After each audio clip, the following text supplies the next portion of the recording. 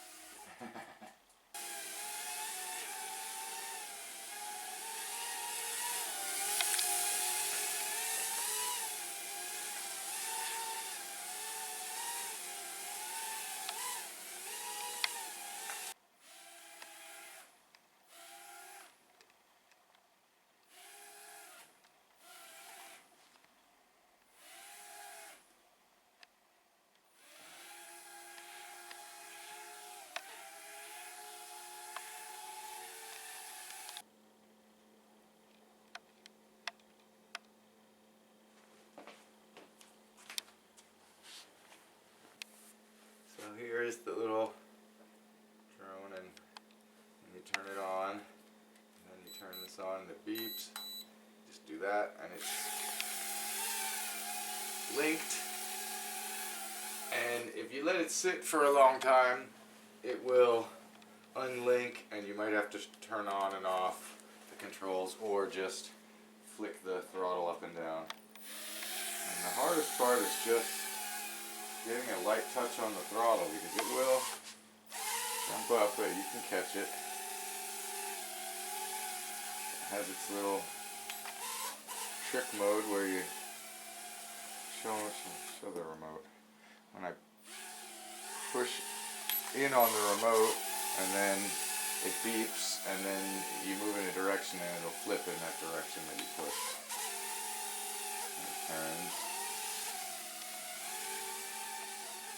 Flies pretty well. You can, the trim is pretty far, you can reset the trim, and the trim on the remote will help it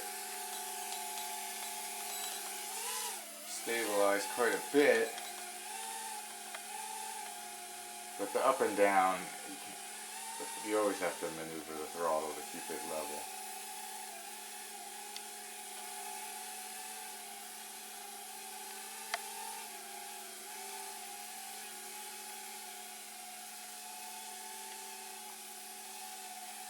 Crash it into stuff pretty well. It bounces into stuff and it's okay.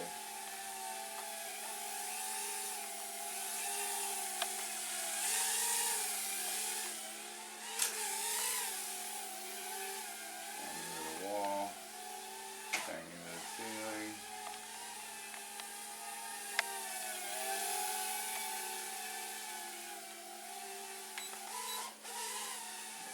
Flip. It's oriented by the light. That little light is facing forward. And it definitely gets confusing when the light is pointing straight at you. But as you can see, it takes a beating. I don't know how many hits it would take against pavement, but I have taken it outside. It flies fairly well outside in the light wind. Very light wind. It will get carried by the wind.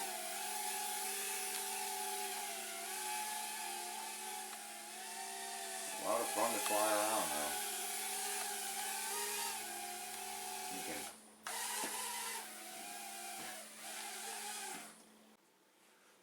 give you a quick review here. It is the Radio Shack Vektor mini drone, and I would say, well, the Radio Shack Propel drone that's also $30 looks a little cheaper than this, but most of the $30 to $40 drones are about the same as this. Like, you can probably expect the same kind of performance and reliability. And you get a little look.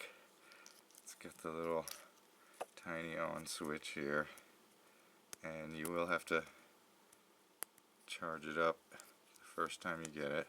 The light blinks until it hooks up to the remote like I showed you, and when you turn on the remote, it's going to blink. It makes a noise that it's trying to connect, and you just move the throttle up and down, and then it's connected. I'm not going to run it right now. You already saw it run. Now, some of the things to notice are these come off, and I've bashed it a lot of times. As you saw, the cat's now coming over to check it out. Anytime I turn on the button, she wants to hunt after it. And the only real problem I've had is between the cat and me with long hair. Roxana has long hair. Hair gets caught in here. It gets caught around these, and that's pretty easy to take off, but sometimes it'll get caught really deep in there. You have to pull them all off, and I'll actually even just move everything away and very gently hit it with a lighter. And between that and just running it a few times, I've had it completely mess up, and then it gets going again. Because what'll happen is, if it's really bad and the hair is tangled down inside, or something's tangled down inside, you'll try to take off and it'll go to one side, go to the other side. It'll just do that, and you'll know something's wrong. But what else? The main thing, so yeah, mainly keep hair away from it, vacuum before you use it, and it won't have so many problems. Also, if it crashes, as soon as it crashes, cut the throttle to 0. That'll keep it from spinning up. Don't spin it upside down, obviously. But it takes a lot of beatings, and so far it came with extra props, but I haven't removed them. And I've even noticed there are little tiny screw holes. You can just barely see down there. There's 4 little screws, and if you took those out, you could pop this whole thing off and clean the motors even better, I'm pretty sure. But I wouldn't advise doing that unless you really, really have to. And like I said, I've had it a lot of times where it seemed like it was going to be dead, but it started working again. And after just keep taking them apart, cleaning them, maybe burn it for a second, run it with the props off, just keep messing with it and it'll come back. The main thing when flying it is, especially when it first takes off and the battery's really strong, full throttle just sends it flying straight up. You don't really want to do that. You're going to want to go real light on the throttle. I would say most of the time you're flying it, you're going to have it about closer to the middle. You're going to want to be real light, because if you throw it up to the top, it's just going to fly out of control, hit the ceiling, and crash. So, but you can, if it flies up fast and you drop back and then you can kind of catch it, you'll get the hang of it pretty fast. It's all about going real light on this throttle. And the way it works is you left and right on this makes it rotate like that, like you saw, and this one just moves it. Forward goes forward, backwards goes backwards, left, right. And the trim is these little buttons, which you try to get them as good as you can, mainly the forward and backwards, and just make sure you're able to fly it. You don't want to spend too much time worrying about the trim, because the battery will die after only about 5 minutes. It lasts about 5 minutes, takes about half hour to recharge, which isn't too bad, especially for something this small. It's about what you'd expect. Other than that, well, you know, it's got the little light is on the front, so that's how you know which way it's pointing. And it does really well. I'm really impressed with this from Radio Shack. And like I said, I think the other $30 to $40 drones by other manufacturers are so similar. Everything about them is the same. I think they're just packaged differently. So they're all pretty much worth the money, I think. I actually got a second one, and part of why I'm doing this video is to say hello to my nephew Xavier, because I sent him one of these for Christmas, and I want him to see a little bit of how to operate it. That's about it, really. Otherwise, you saw how it flies. Just more or less be as gentle as you can with the throttle, and have fun with it. It will do okay outside in a very light wind, but the wind will push it around some. The cat just wants to be near it, just in case it starts moving. And other than that, yeah, you just pull all these off if it's having problems, and just pick on these and try and get the hair out of it, because that's usually what the problem is going to be. Like I said, I've crashed it a bunch of times, and the only thing that's ever stopped it from flying is that some hairs get caught around it, and sometimes it takes a little while of running it, and maybe burn it a few times really quick. Be really gentle, because this will melt if you, I mean, I'm just taking the flame just for a second like that, and if there is hair, it'll usually puff, little tiny puff of smoke. Otherwise, sometimes it's still wrapped in there and you gotta wait.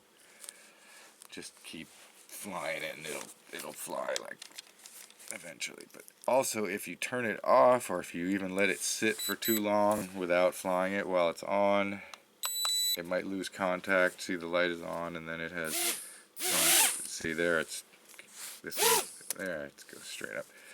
But if I shut off this and turn it back on, now it's not, and then it just has to be relinked. And so there you go. It's a nice little toy. You know, it's a great drone. This is definitely a good starter. I think really, for someone thinking about investing in a larger, more expensive drone, this is a great way to get acquainted with the style of flying, because it is a little confusing. When this thing is, if it turns around and it's headed towards you, flying it is, or even better if it's facing this way and now you're trying to fly, oh, it gets very confusing. You need to be prepared for that. I try to keep it oriented this way and flying in a, you know, on the plane right in front of me. That's the best thing to do. Okay, yeah, I hope you enjoyed this video, and you know, like I said, the Vektor drone from Radio Shack, it's a good buy. Oh, the last thing I should show you is the charger. Let me attach it. I'm sorry. Should have had that ready for you. Now, it doesn't come with a plug, it just comes with a USB, and this tiny USB, which one thing I suggest, I made a little mark on one side so I know which way it points, because it goes in pretty delicately. But once you figure out, as long as you have it oriented right, it goes in pretty easily. And then you plug this into a USB. It takes about 30-35 minutes. I just use this little wall one, plug it in. But when you first get it, you'll need to plug this in. And this takes 2 AAA batteries, which I've had this thing over a month. I fly it 2 or 3 times a day most days, and the AAA batteries in the remote last a really long time. I haven't replaced them yet. I imagine they'll last just months and months, probably longer than the drone will last. So, alright, anyway, hope you enjoyed this and had fun with watching the cat attack it. As you can see, she if it's around, she wants to see what's going on with it. Alright, well, see you guys later.